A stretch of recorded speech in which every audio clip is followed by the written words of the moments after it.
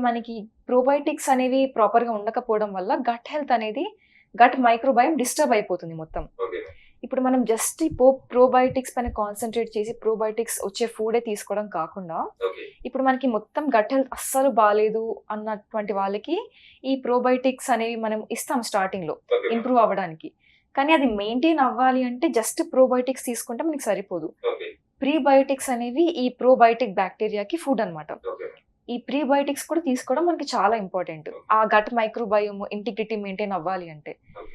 మనకి ప్రోబయోటిక్స్ తెలిసినట్టు అందరికి చాలా మందికి తెలిసే ఉంటుంది. ఈ బటర్ మిల్క్‌లో కానీ, కర్డ్‌లో కానీ, యోగర్ట్స్, గ్రీక్ యోగర్ట్స్, మళ్ళీ మనకి ఇట్లాంటి చద్దన్నము, ఫెర్మెంటెడ్ ఫుడ్‌లో మనకి ఇడ్లీ కానీ, అంటే ఫెర్మెంటెడ్ ఫుడ్‌లో మనకి ప్రోబయోటిక్స్ బాగా ఎక్కువగా దొరుకుతాయి. ఓకే. అది బాగా అందరికీ తెలిసిన విషయమే. కానీ ప్రీబయోటిక్స్ అనేవి కూడా మనకి చాలా ఇంపార్టెంట్. ఓకే.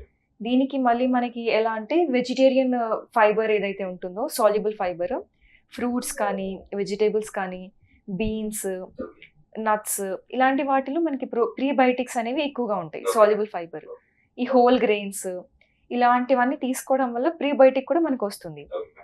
దాంతో పాటు మనకి అది మనం ఇంక్లూడ్ చేసుకోవడం వల్ల మనకి ప్రోబయోటిక్ హెల్త్ కూడా ఇంప్రూవ్ అవ్వడం వల్ల గట్ మైక్రోబయోమ్ డిస్టర్బ్ అవ్వకుండా ఉంటుంది. ఓకే.